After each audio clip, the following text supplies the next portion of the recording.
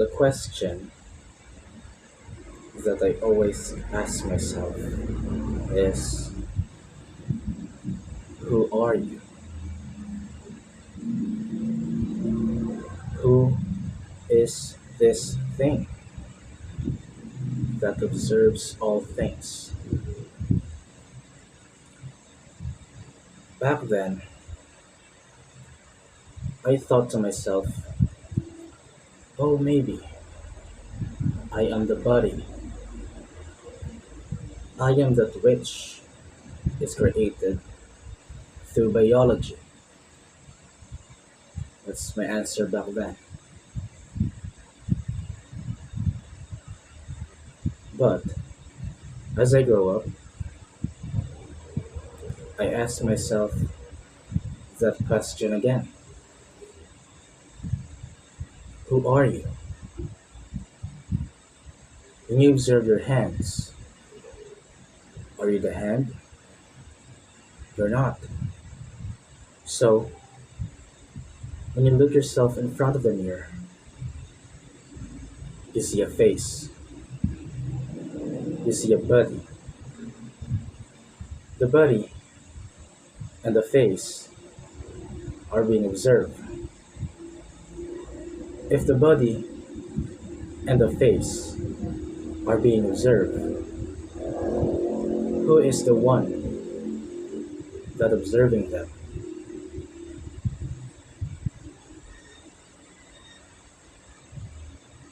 Who is this observer? I thought to myself, is it the mind? Is it the mind? The one who observes my body in front of the mirror. And I realize that the mind can also be observed. I can observe my dreams. I can observe my thoughts. I can observe the frameworks inside my head. Or is it really inside our head? Who knows? So, that's when I realized that if the body and the mind are being observed, who or what is this thing that observes them?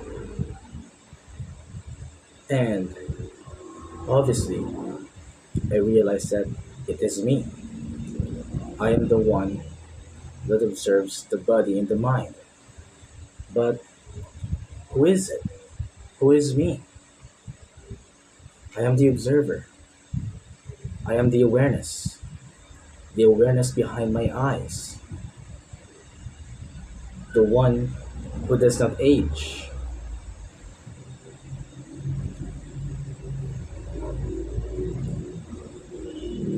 But who is this? Where did it come from? I did my best to study. I study. I study this. I study the mind. I study the body. And all of them are the object of my study. All of them are the object of the observer. I am that observer. But what is this exactly? What is this? Who is this? Who is me? Where did I come from?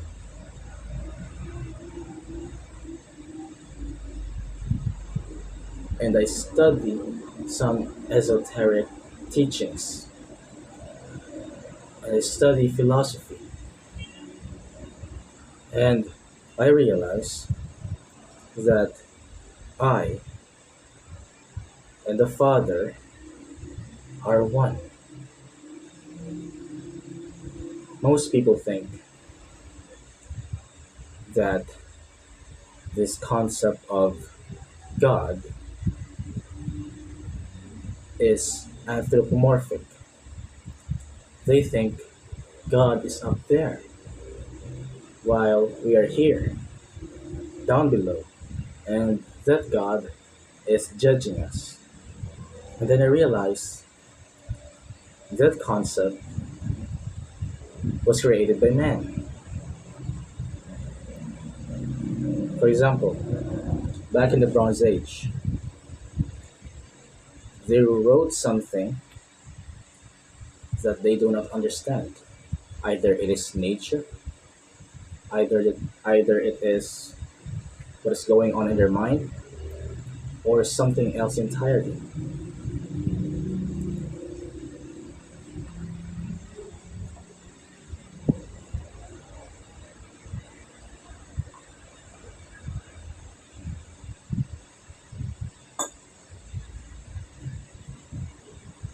And so it makes me wonder, who is God? If God is connected to this being, to this I, who is it?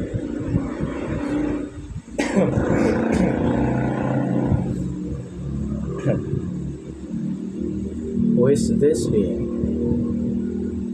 Or who is this God? And I study the Bible, right? I study the Bible. I realize that the God in the Bible, Yahweh, was actually a man made God, created back then in the desert. Give me a minute. My throat is kind of raspy, alright? Don't mind it. And I realized that the God in the Bible, Yahweh, most people call us God,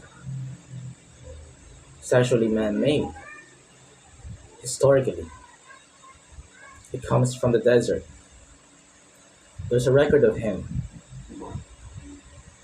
that his followers was seen in the Egypt.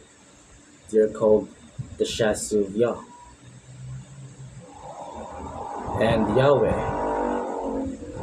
is referred to as the war god or the desert god. Historically, it's actually man made. So I began to discard Yahweh as this God that I am seeking. And then I studied Jesus Christ.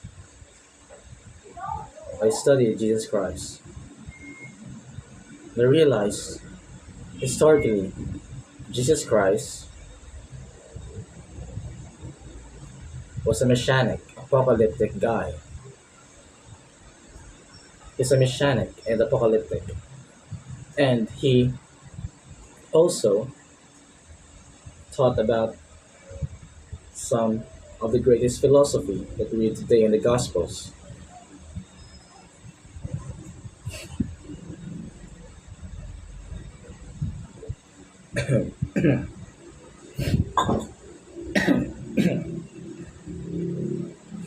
And historically, the Gospels, the four Gospels, Matthew, Mark, Luke, and John, are anonymous. It is a fact. Scholars discovered that the four Gospels was not written by Matthew, Mark, Luke, and John. They're all anonymous. And historically, like I said earlier, this Jesus Christ or Yeshua, he was a messianic apocalyptic guy who taught about the end of the world. But he also taught as one of the most greatest teachings in philosophy, Love thy neighbors, love your enemy, forgive those who hurt you. Those are the greatest philosophy. One of the most greatest philosophy, by the way. And I realize that the Jesus Christ, the version of the church, the Sunday school propaganda, that version of Jesus Christ, the blonde hair, blue eyed, was manufactured by Paul, was manufactured by the church, it was manufactured by the Sunday school propaganda and the men in robes. They took the man that they crucified and molded him into a prostitute.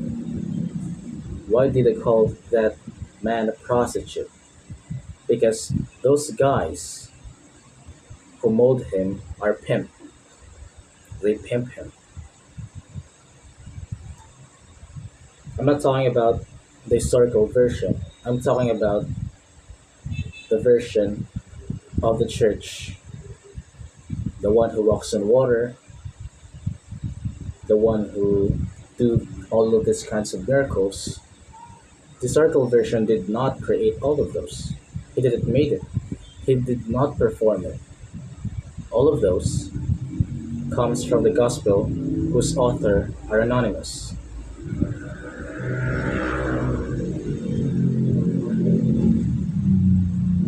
And then, to be fair, there are deeper understandings that you will get inside the gospels. The kingdom of God is within you. Those are some of the teachings that I learned. Jesus Christ said, the kingdom is not out there or everywhere. You don't find a kingdom outside of you. For I tell you, the kingdom of God is within you. It is within you. It is inside of you. That's what he said. The one inside the gospel. Because there are many versions of Jesus Christ. Right? This Jesus Christ was inspired by the historical version of Yeshua, the actual original Jesus Christ that I told earlier.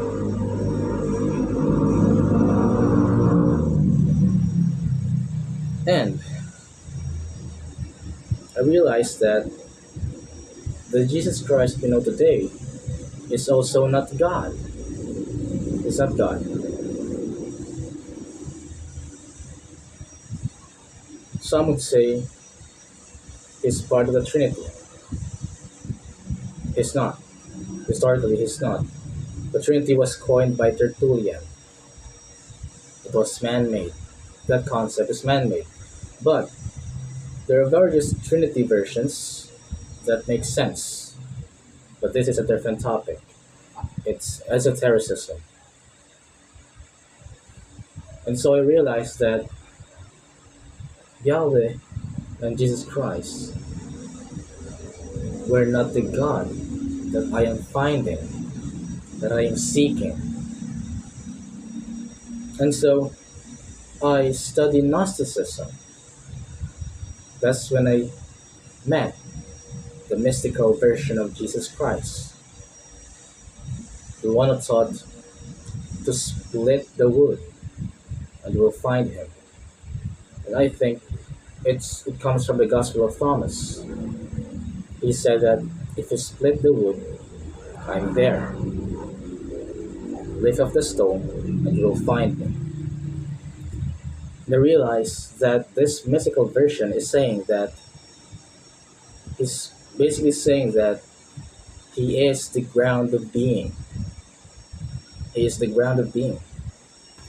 Think of this as the rock, and think of him as this.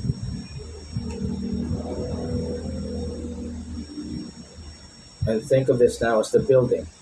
And this is the foundation of the building.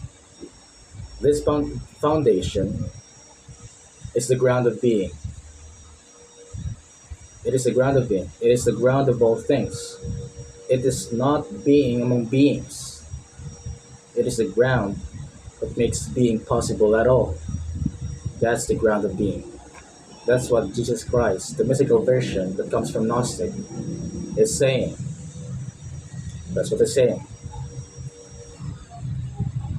And crucifixion, in their version,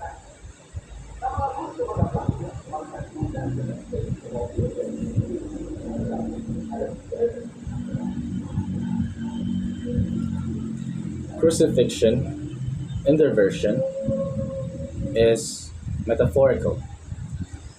When Jesus Christ was hanged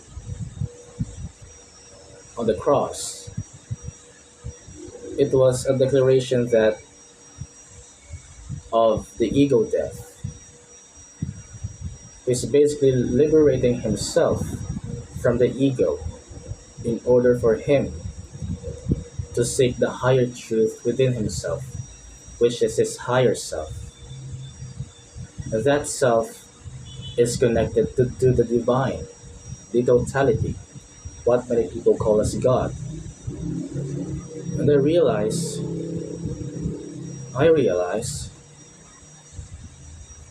that the seeker and the sought are the same. I realize that I am constantly seeking this divine within me. I am always seeking and asking, who's this awareness? Who's me? Is this connected to this God? Who is this God? I realize that what I am trying to seek is already me. And I realized this through gnosis, direct experience, no teachings, not anything that comes from external teachers could make you realize it. They can teach you about water, what the water tastes like, but they can never give you the direct experience. You must experience it directly. That is gnosis. And that's what I experienced back then.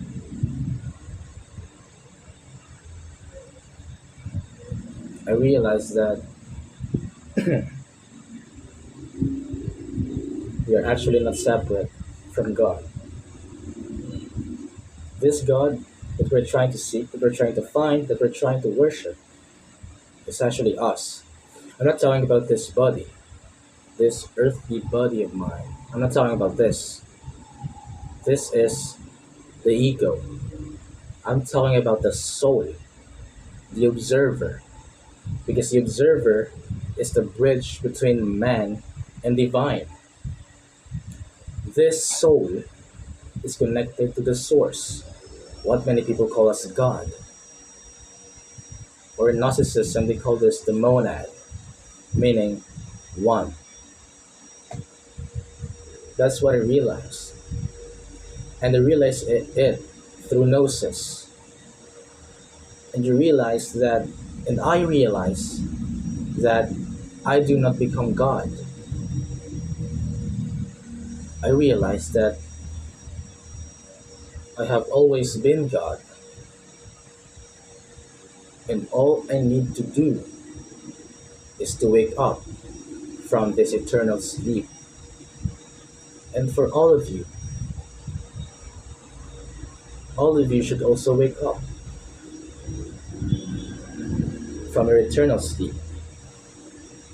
And don't confuse the divine to the ego, because the ego is not divine. It is its extension, or more precisely, its creation. But at the deepest level, it's also a part of him. Don't hate your ego. Respect it.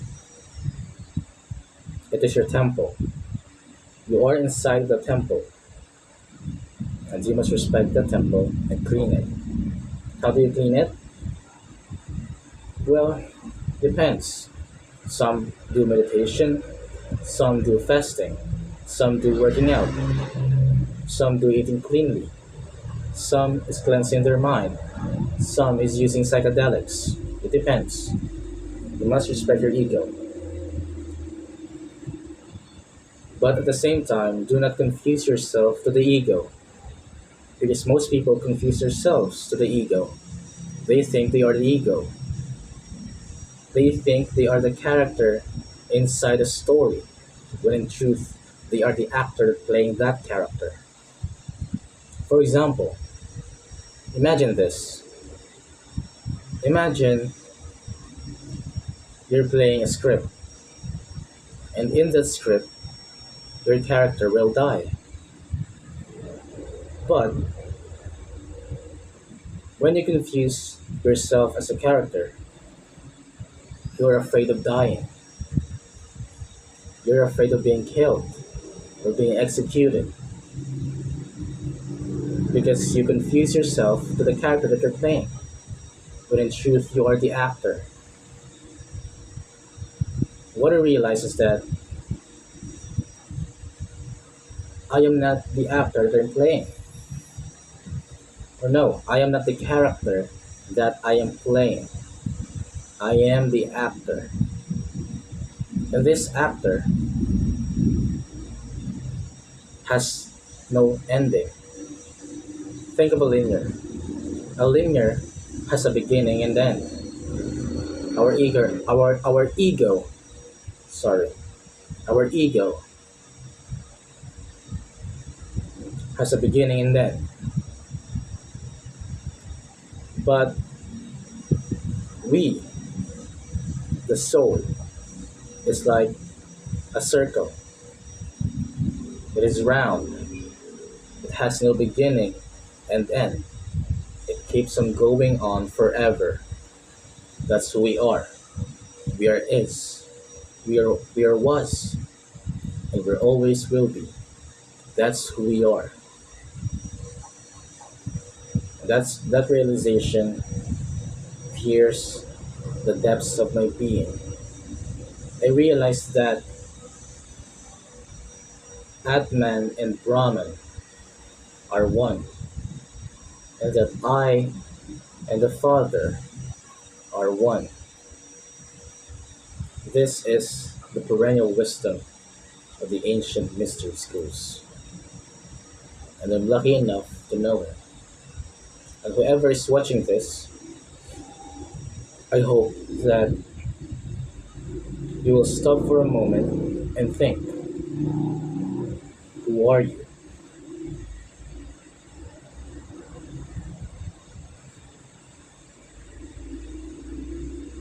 As Hermes Trismegistus once said, as above, so below, as within, so without, as the universe, so the soul. As the alchemist said it, turn the lead into gold. Vitriol. Thank you for listening, and I hope that you will find something valuable. That's all. Thank you.